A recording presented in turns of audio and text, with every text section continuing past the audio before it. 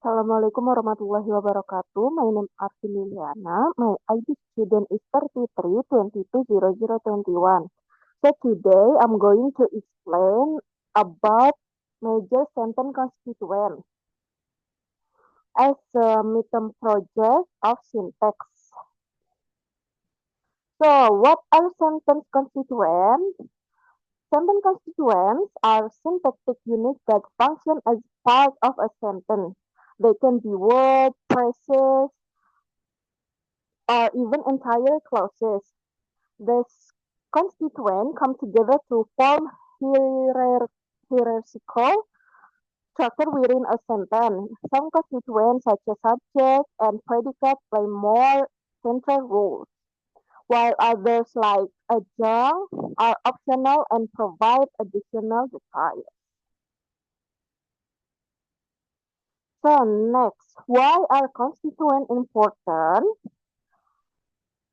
Constituent determine sentence structure, help identify grammatical relationships, essential for syntactic analysis and parsing. Understanding sentence constituent is crucial because they form the foundation of sentence structure. By recognizing this component, we can identify grammatical relationships between words and phrases, which help us determine who is performing the action, action, what the action is, and who or what is affected by the action. Constituents are also essential for syntactic analysis, which is the process of breaking down a sentence to understand its underlying structure. Analyzing constituents allows us to parse sentence, or break them down into smaller, more manageable parts to interpret their meaning. The next is major constituent, major sentence constituent. So there are five major sentence constituent. The first is subject, the door or topic of the sentence, predicate, the action or description, object, the entity that receives the action, complement, as necessary important to complete the meaning, adjunct, optional, extra meaning. Okay, now let's take a closer look at the major sentence constituents. The first one is the subject. This is the part of the sentence that typically represent the door of the action or the topic of the sentence. The predicate tell us what the subject does or describe the subject state. Then we have the object, which receives the action of the verb. Some sentences also contain a complement, which adds more information to complete the meaning of the subject or object. Finally, we have the adjunct, which adds extra optional information such as when or where something happens. Each of the constituents plays a crucial role in forming a grammatically correct. Okay, next is subject and predicate. Subject, the noun or noun phrase that performs the action or is being described. Predicate tells us what the subject does or what happens to it. Okay, now let's start by looking at the subject. The subject is typically a noun or noun phrase and tell us who or what is performing action or being described. For example, in the sentence, the dog barked loudly. The dog is the subject. Next, we have the predicate. The predicate describes what the subject does or what happens to the subject. It contains the verb and any additional information related to the action. In the sentence, the dog barked loudly, the predicate is barked loudly. Together, the subject and predicate form the core structure of a simple sentence. Okay, next is object and complement.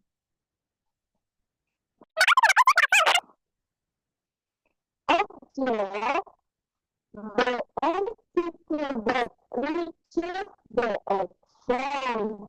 Complement, a word phrase needed to complete the meaning of the subject or object. Moving on, the object, this is the entity that reaches the action in the sentence. There, there are too many types of objects. The direct object, which reaches the action directly, and the indirect object, which benefit from the action. For example, in the sentence, she gave me a book. Me is the predicate. Me is in the indirect object, and a book is the direct object. Okay, so now let's talk about complement. A complement is a word or phrase that is necessary to complete the meaning of the subject or object. For example, in the sentence, she is a teacher. A teacher is the subject complement as it completes the meaning of she. Next is adjunct. Adds additional information, time, place, manner, and can be removed without making the sentence ungrammatical. Okay, we have the adjunct. Adjunct is the optional part of a sentence, provides additional details such as when, where, who, or why something happened. For example, in a sentence, he reads book at night. At night, in adjunct, while adjuncts provide valuable information, they can be removed without affecting grammatically of the sentence. For instance, he read book is still a perfectly valid sentence without the adjunct at night. Okay, now we break down the example. The sentence, my brother sent me a postcard last week. The subject is my brother. The predicate is send me a postcard last week. And indirect object is me. Direct object is a postcard. Adjunct is last week. Okay, my brother sent me a postcard last week. First, we have the subject, my brother, which tell us who is performing the action. And next, predicate is sent me a postcard last week, which tell us what the subject is doing in the predicate. In this predicate, we have the verb send. Listen, okay. The verb send is the action, and the indirect object is me, as the action is directed towards me, and the direct object is a postcard, as is it's the entity being sent. Okay, the adjunct is last week, providing additional information about when the action took place.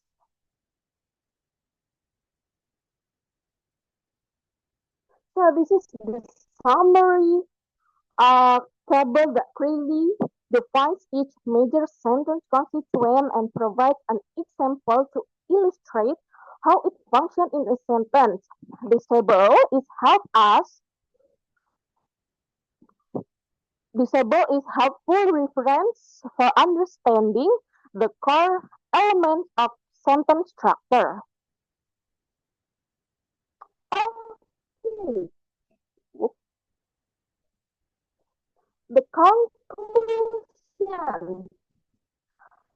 Sentence constituent form the core structure of grammar. Understanding them improves syntax analysis and writing. They help distinguish between essential and optional elements.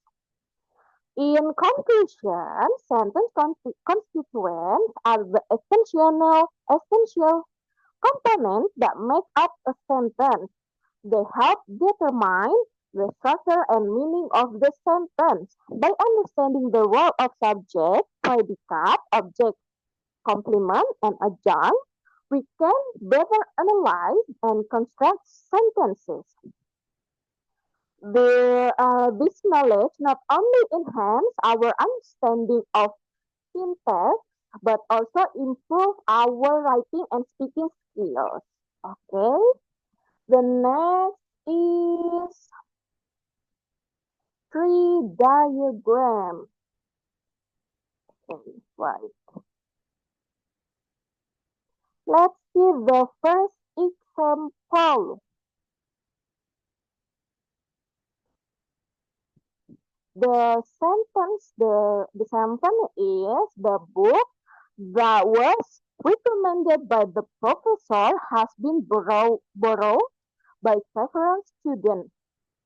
Okay, so the main subject is the book, which contains of a determiner, the, and the noun book. The phrase that was recommended by the professor is a relative clause modifying the book. This clause contains a verb phrase where was recommended is the verb, and by the professor is a prepositional phrase indicating the agent.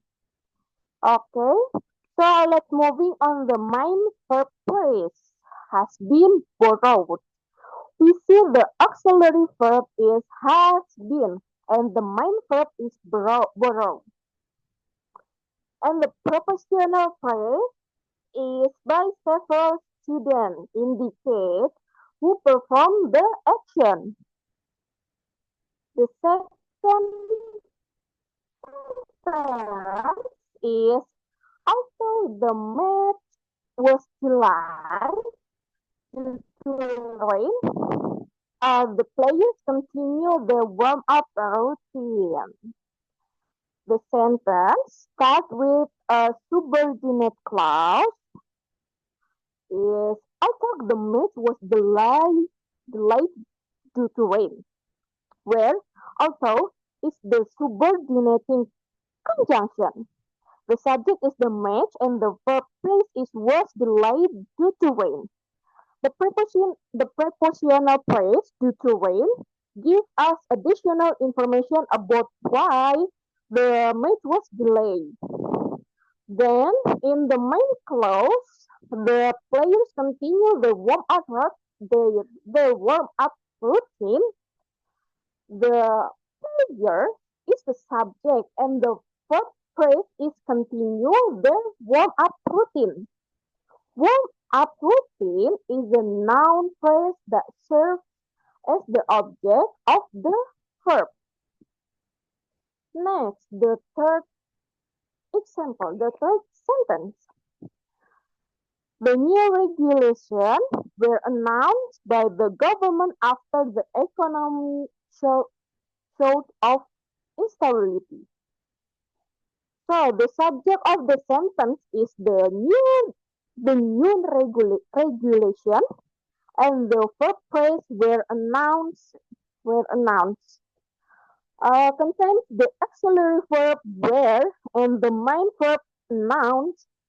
The prepositional phrase by the government tell us who performed the action. Okay.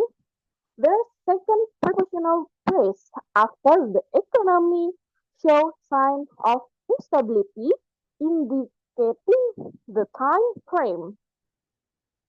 The first phrase here is show sign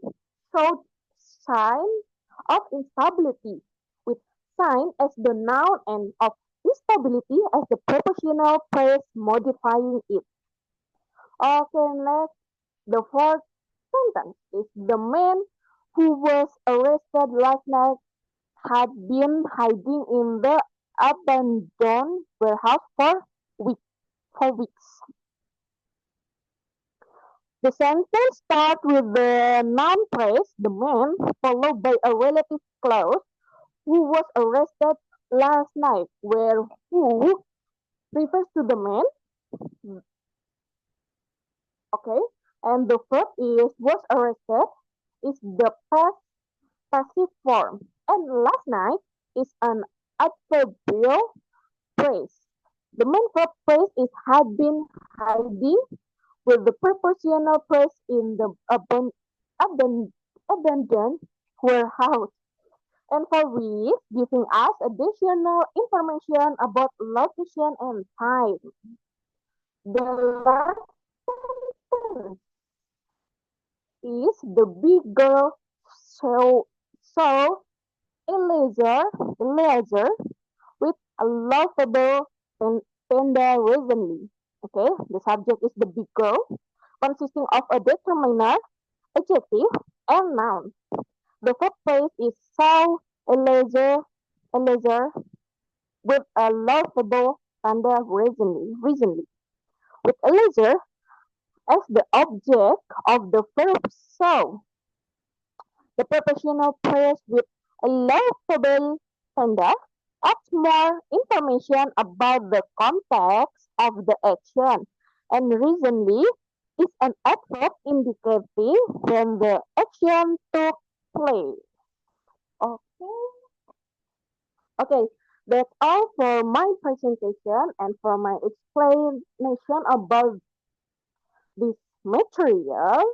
So, thank you for your attention. Wassalamualaikum warahmatullahi wabarakatuh.